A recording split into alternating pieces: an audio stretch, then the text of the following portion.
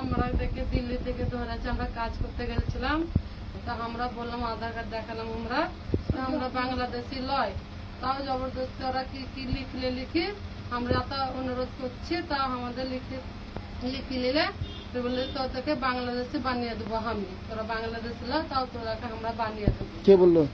Police বলাই বলে, যে পুলিশটা লিয়ে গেছিল দিল্লি পুলিশ।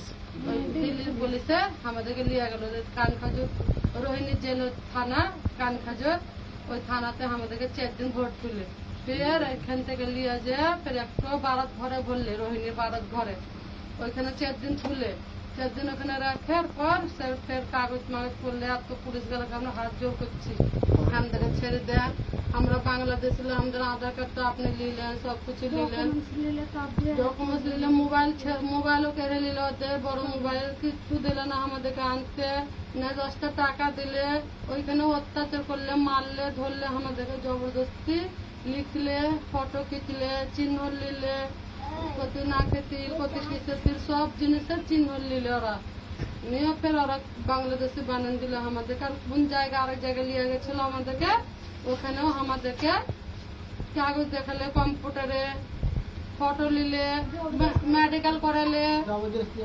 হাসপাতালে নিয়ে যে মেডিকেল করলে জবরদস্তি আমাদের মারছি, যায় না, তাও গাড়িতে চড়বার সময় আমাদেরকে সবাইকে মারছে, মেলায় মারছে আমাদেরকে, পুলিশ অত্যাচার করছে আমাদেরকে।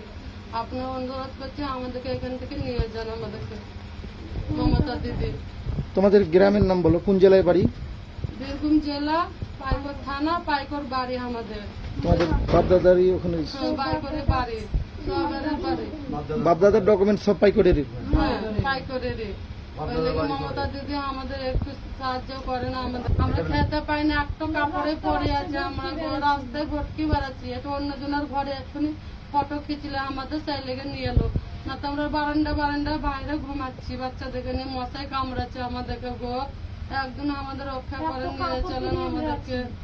একটু কাপড়ে আমরা চেয়ে চুনতে বাচ্চাদেরকে খিলাচ্ছি, কাজ নেই, কিচ্ছু নেই, কি করবো, এই কাছে ঘর নেই, বাড়ি নেই, আমরা কোথায় যাব বলেন আপনারা? আমাদের দেশ পাঠান, মমতা দিদি আমাদেরকে একটা